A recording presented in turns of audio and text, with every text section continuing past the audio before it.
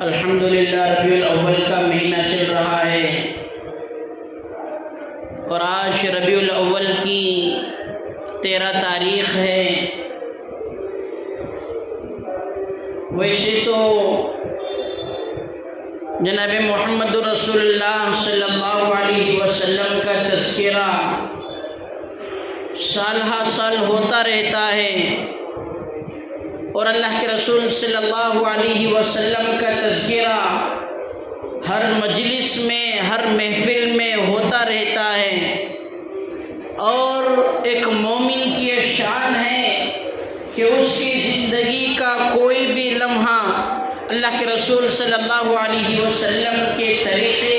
اور آپ کے سنتوں اور آپ کے ذکر کے بغیر نہ ہو، ایک مومن کی شان ہے۔ اور خصوصاً آج کا جو ماحول ہے کہ ربیع الاول کے مہینے کے اندر اللہ کے رسول صلی اللہ علیہ وسلم کا باقاعدہ تذکرہ کیا جاتا ہے، آپ کی سیرت پر روشنی ڈالی جاتی ہے، آپ کی زندگی کے پہلوؤں کو امت کے سامنے پیش کیا جاتا ہے۔ اس کا اولین مقصد یہ ہے تاکہ ہمارے اندر اللہ کے رسول علیہ السلام کے سنتیں زندہ ہو جائے، آپ کے طریقے ہماری زندگیوں کے اندر اتر جائے۔ میں نے گزشتہ جمعہ حضرات کے سامنے ایک موضوع کو چھیڑا تھا، وہ تھا مقصد ولادت مصطفی صلی اللہ علیہ وسلم، کہ جناب محمد رسول اللہ صلی اللہ علیہ وسلم کی ولادت اور آپ کے میلاد اور آپ کے بعثت کے مقصد کو سمجھنا، یہ مقصد تھا، یہ عنوان تھا۔ دو چیزیں میں نے ذکر کی تھی، ایک تھا مقصد ولادت مصطفیٰ صلی اللہ علیہ وسلم، دوسرا ہے جشن ولادت مصطفیٰ صلی اللہ علیہ وسلم۔ دو چیزوں کو سمجھنا ہے، ایک اللہ کے رسول صلی اللہ علیہ وسلم کے ولادت کے مقصد کو سمجھنا ہے، اور دوسرا ہے اللہ کے رسول صلی اللہ علیہ وسلم کی ولادت کے جشن کو سمجھنا ہے۔ یہ دو چیزیں بڑی اہم ہیں اللہ کے رسول صلی اللہ علیہ وسلم کی زندگی کے اندر، اور اللہ کے رسول صلی اللہ علیہ وسلم کا تذکرہ، جو میں نے گزشتہ جمعہ کہا کہ ہر آدمی کا جو تعارف ہوتا ہے وہ انسان کے دنیا میں پیدا ہونے کے بعد ہوتا ہے۔ فلاں آدمی کا بچہ پیدا ہو گیا، کسی کی ولادت ہوئی تو کہا جائے گا کہ فلاں آدمی کا بیٹا ہے، فلاں آدمی کی لڑکی ہے، تو اس بچے کا جو تعارف ہو رہا ہے اس کے دنیا میں آنے کے بعد تعارف ہو رہا ہے کہ یہ فلاں آدمی کا بیٹا ہے، فلاں آدمی کی بیٹی ہے۔ مگر میرے اور آپ کے آقا جناب محمد رسول اللہ صلی اللہ علیہ وسلم کا جو تعارف ہے اور آپ کا جو تذکرہ ہے وہ ایسا ہے کہ آپ کے دنیا میں آنے سے پہلے ہی اللہ تعالیٰ نے آپ کا تعارف کرا دیا تھا۔ گزشتہ جمعہ یہ بھی بات آئی تھی کہ سیدنا حضرت آدم علیہ نبینا وعلیہ السلام، ان سے کچھ غلطی صادر ہو گئی تھی جس کی بنا پر اللہ تعالیٰ نے ان کو دنیا کے اندر بھیجا، اور تقریباً بہت سا عرصہ انہوں نے دنیا کے اندر اللہ تعالیٰ سے توبہ کی، اللہ تعالیٰ سے معافی مانگی، دعائیں کی، مگر اللہ تعالیٰ نے ان کی دعا کو، ان کے توبہ کو اس وقت تک قبول نہیں کیا جب تک انہوں نے اللہ کے رسول علیہ السلام کا وسیلہ نہ دے دیا۔ جب حضرت آدم نے اللہ کے رسول صلی اللہ علیہ وسلم کا نام لے کر اللہ کے رسول صلی اللہ علیہ وسلم کا وسیلہ دے دیا، تو اس کے بعد میں اللہ تعالیٰ نے حضرت آدم علیہ السلام سے پوچھا کہ اے آدم، تمہیں کیسے پتہ چلا کہ محمد صلی اللہ علیہ وسلم میرے محبوب ہیں اور میں توبہ کو ان کے وسیلے سے قبول کرتا ہوں؟ اللہ تعالیٰ جاننے کے باوجود، سب کچھ اللہ جانتا ہے، غیب کی باتوں کو اللہ جانتا ہے، جاننے کے باوجود اللہ تعالیٰ حضرت آدم سے سوال کر رہے ہیں، پوچھ رہے ہیں، کیوں؟ تمہیں کیسے پتہ چلا کہ محمد میرے محبوب ان کے وسیلے سے ان کے نام کو لے کر توبہ کریں گے تو اللہ توبہ قبول کرے گا۔ تو اس وقت میں اللہ کے رسول حضرت آدم نے اللہ تعالیٰ کے سامنے جو بات پیش کی وہ یہی کہ اللہ کے رسول صلی اللہ علیہ وسلم کی حدیث کے مطابق اللہ کے رسول صلی اللہ علیہ وسلم نے فرمایا کہ میں اس وقت پیدا ہوا جب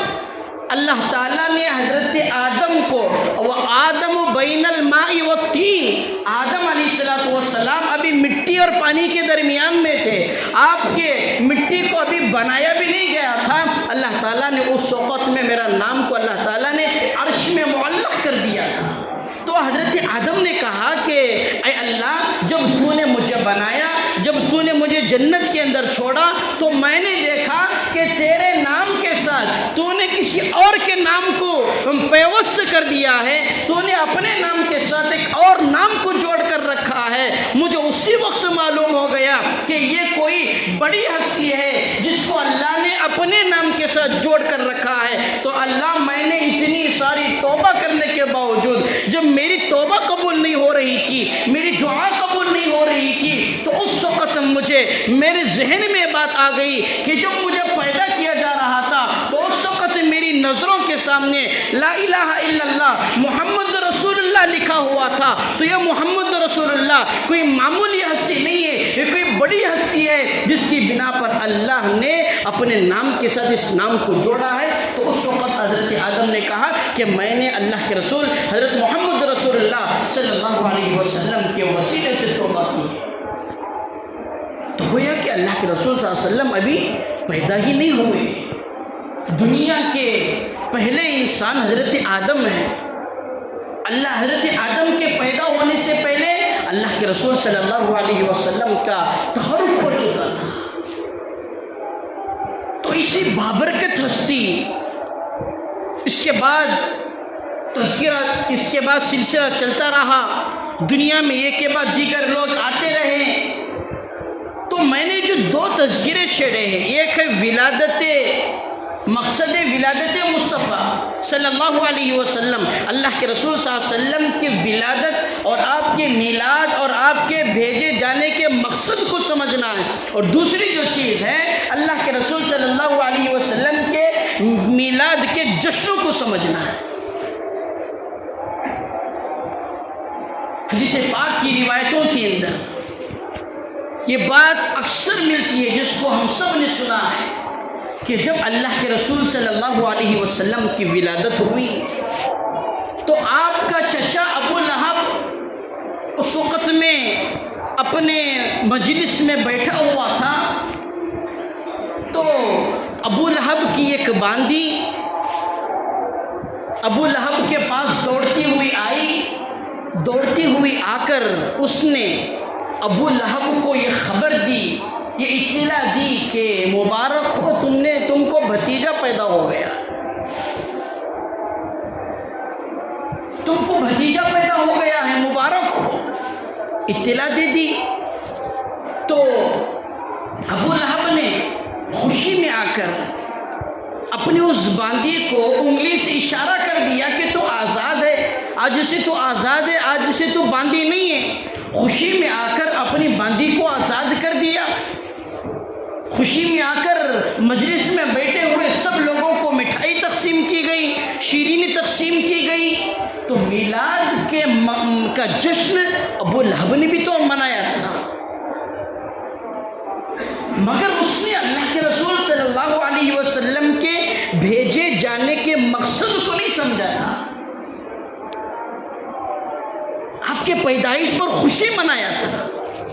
باندی آزاد کی تھی، شیرینی تقسیم کی گئی تھی، مٹھائی تقسیم کی گئی تھی، مگر مقصد یہ نہیں تھا کہ آپ کی ولادت پر، آپ کے میلاد پر شیرینی تقسیم کی جائے، بلکہ اصل جو چیز ہے، جو شریعت ہمیں سبق دیتی ہے، جو اس بات کی طرف شریعت مجھے اور آپ کو متوجہ کرتی ہے، وہ یہ ہے کہ اللہ کے رسول صلی اللہ علیہ وسلم کے دنیا میں آنے کے اصل مقصد کو سمجھ کر زندگی گزارنا ہے۔ ابو لہب نے خوشی تو منائی تھی، مگر جب اللہ کے رسول صلی اللہ علیہ وسلم نے لوگوں کو صفا پہاڑی پر دین کی دعوت دی، لوگوں کو اللہ کی طرف بلایا، اور کہا کہ اللہ ایک ہے، اللہ سے ڈر کے زندگی گزارو، اللہ کو ایک مانو، ان معبودوں سے، ان باطل معبودوں سے کچھ نہیں ہوگا، ان بتوں سے کچھ نہیں ہوتا، سب کچھ کرنے والی ذات اللہ کی ہے، اللہ ہی سب کچھ کرنے والے ہیں، فائدہ پہنچانے والے، نقصان پہنچانے والے، سب کچھ کرنے والے اللہ ہیں۔ جب اللہ کے رسول صلی اللہ علیہ وسلم نے لوگوں کو دین کی دعوت دی، اللہ کی طرف بلایا، تو سب سے پہلے جس نے آپ کی باتوں پر مخالفت کی، آپ کی باتوں کا انکار کیا، آپ کی باتوں کو جھٹلایا، وہ کوئی اور نہیں تھا، یہ وہی آدمی تھا جس نے آپ کی پیدائش پر خوشی منا کر باندی کو آزاد کیا تھا، اور خوشی منا کر جس نے شیرین تقسیم کی تھی۔ مگر اللہ کے رسول صلی اللہ علیہ وسلم کے جو بات کا اصل مقصد تھا، اس مقصد کو جھٹلا کر وہ ہمیشہ کے لیے مردود بن کر رہ گیا۔ تو اللہ تعالیٰ ہم سے کیا مطالبہ کر رہے ہیں؟ یہ جو ربیع الاول کا مہینہ آیا ہوا ہے، اتنا بابرکت مہینہ ہماری زندگیوں میں آیا، میلاد کا موقع آیا، اس ربیع الاول کے مہینے سے ہمیں کیا سبق ملتا ہے؟ سیرت سے ہمیں کیا سبق ملتا ہے؟ اس میلاد سے ہمیں کیا پیغام ملتا ہے؟ اس پیغام کو سمجھنا ہی ایک مومن کی اصل زندگی ہے۔ اگر ہم نے راستے سے گزرتے ہوئے کہیں پر کسی جگہ پر کسی کو تکلیف ہو رہی ہے، اس تکلیف کو دیکھ کر ایک مومن کی اصل روح یہ ہوتی ہے کہ اس کو تکلیف سے بچایا جائے، اس کو تکلیف سے روکا جائے، تکلیف دہ چیز ہے اس کو ہٹایا جائے۔ ایک مومن کی زندگی کی اصل روح یہی ہے۔ تو بالکل اسی طریقے سے ایک مومن کی اصل زندگی بھی یہی ہے کہ اس کی زندگی سے کوئی بھی آدمی ایسا نہ ہو کہ اس کو تکلیف پہنچے۔ المسلم من سلم المسلمون من لسانہ و یدہ، کہ کامل مسلمان، کامل مومن وہ ہے جس کے ہاتھ سے، جس کے زبان سے دوسرے لوگ محفوظ رہیں۔ دو چیزوں کا اس حدیث پاک کے اندر تذکرہ ہوا،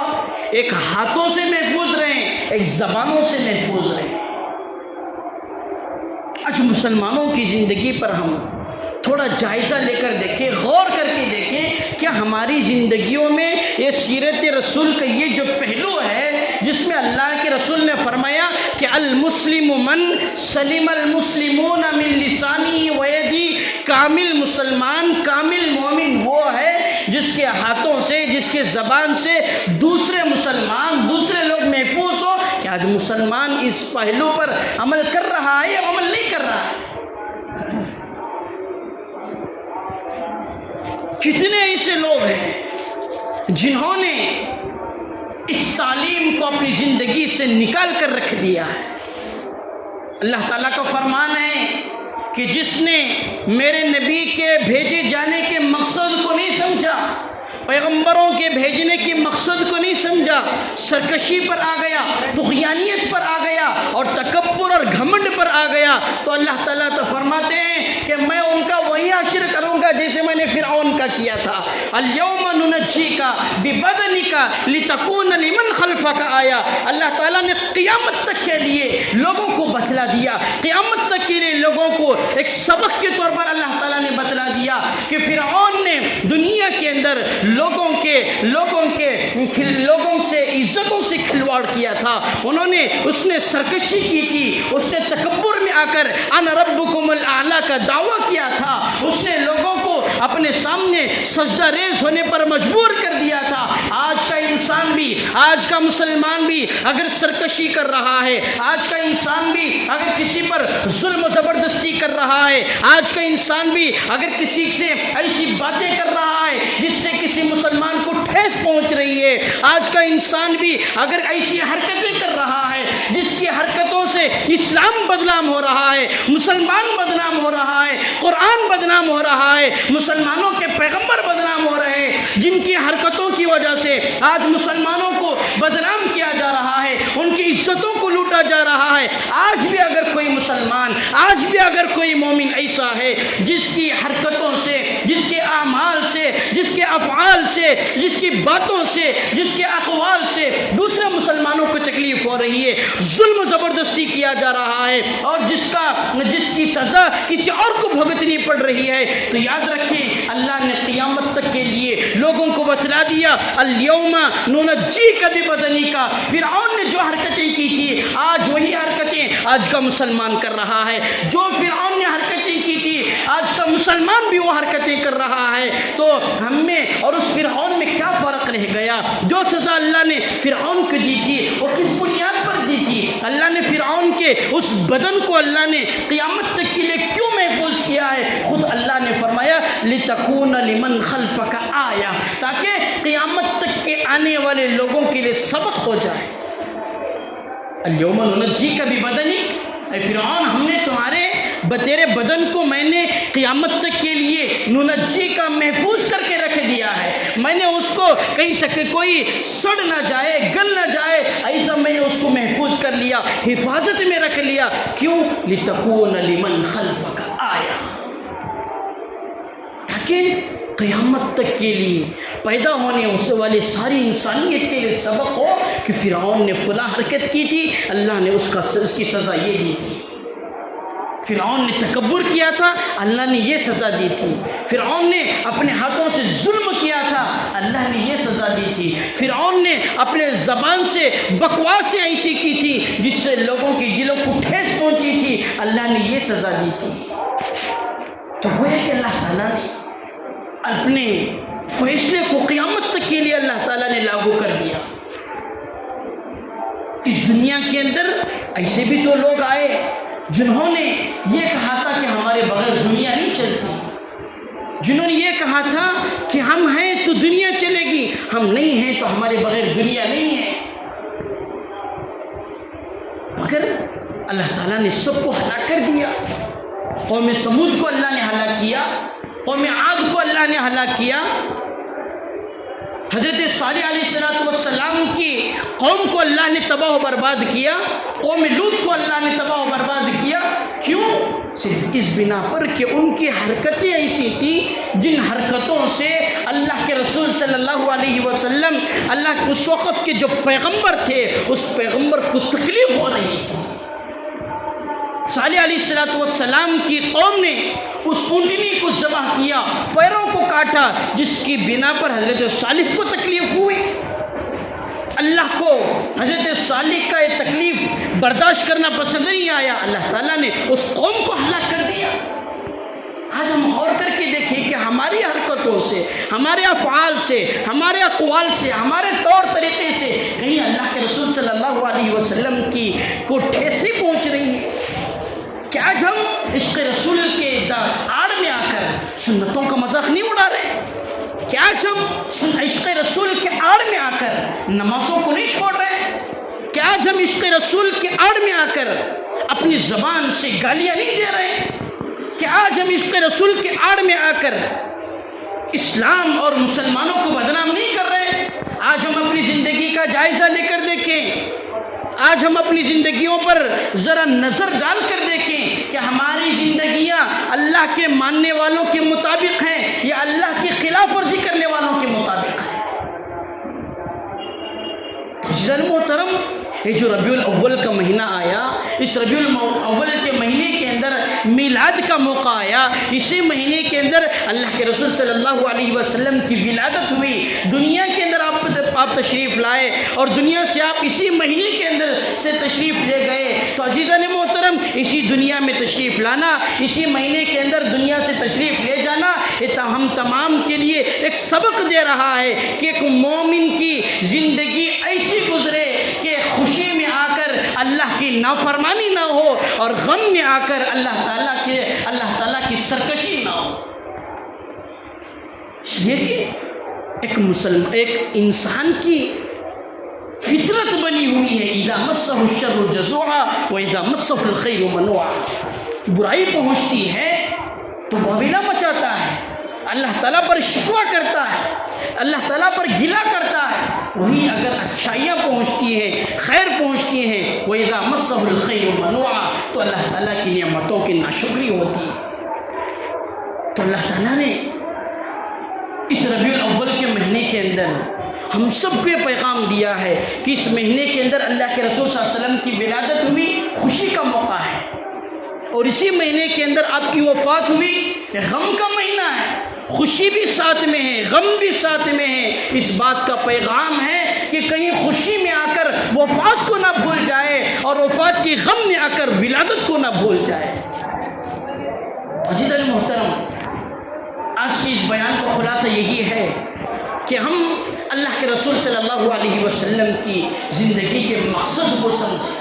صرف اللہ کے رسول صلی اللہ علیہ وسلم کی ولادت پر خوشی منانا ایک مومن کی شان نہیں ہے، خوشی بھی منانا چاہیے، اور خوشی منانے کے ساتھ ساتھ اصل میں اللہ کے رسول صلی اللہ علیہ وسلم کے دنیا میں آنے کے مقصد کو سمجھے۔ اللہ کے رسول صلی اللہ علیہ وسلم کی دنیا میں آنے کا مقصد یہ تھا تاکہ مظلوموں پر جو ظلم ہو رہا ہے اس کو ہٹایا جائے، یتیموں پر، بیواؤں پر، محتاجوں پر جو ظلم و زبردستی ہو رہی ہے، ان کے مال کو جو ہڑپا جا رہا ہے اس کو ختم کیا جائے، بچیوں کو زندہ درگور کیا جا رہا ہے اس کو ختم کیا جائے۔ مسلمان جو اللہ سے دور ہو کر زندگی گزار رہے ہیں اللہ کے قریب ہونے والے بن جائیں۔ یہ جو اللہ تعالیٰ اللہ کے رسول کے دنیا میں آنے کا مقصد تھا، مجھے اور آپ کو اس مقصد کو سمجھ کر زندگی گزارنے کی ضرورت ہے۔ مجھے اور آپ کو اس سیرت کے پیغام کو سمجھ کر خود بھی عمل کرنا ہے اور دوسروں کو بھی پہنچانے کی ضرورت ہے۔ اور اللہ کے رسول صلی اللہ علیہ وسلم نے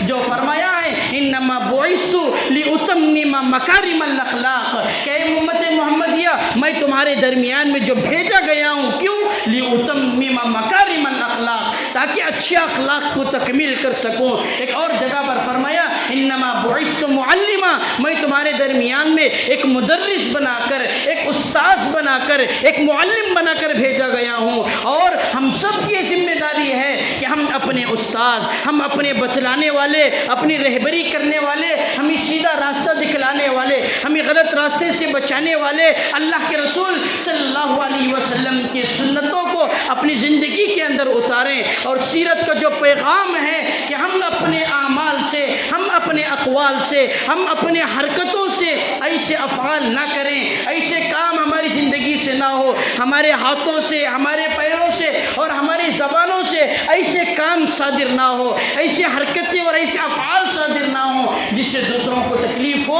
ایک مومن کی یہی زندگی اصل زندگی ہے۔ اللہ تعالیٰ سے دعا فرمائیں اللہ تعالیٰ مجھے اور آپ کو، پوری امت کو سیرت کے اس پیغام کو سمجھ کر زندگی گزارنے کی توفیق نصیب فرمائیں۔ جب تک اللہ تعالیٰ دنیا کے اندر رکھے، اللہ کے رسول صلی اللہ علیہ وسلم کی سنتوں کو اپنی زندگی میں لا کر اس کو سنوار کر زندگی گزارنے کی توفیق نصیب فرمائیں۔ آمین ثم آمین، وآخر دعوانا ان الحمد للہ رب العالمین۔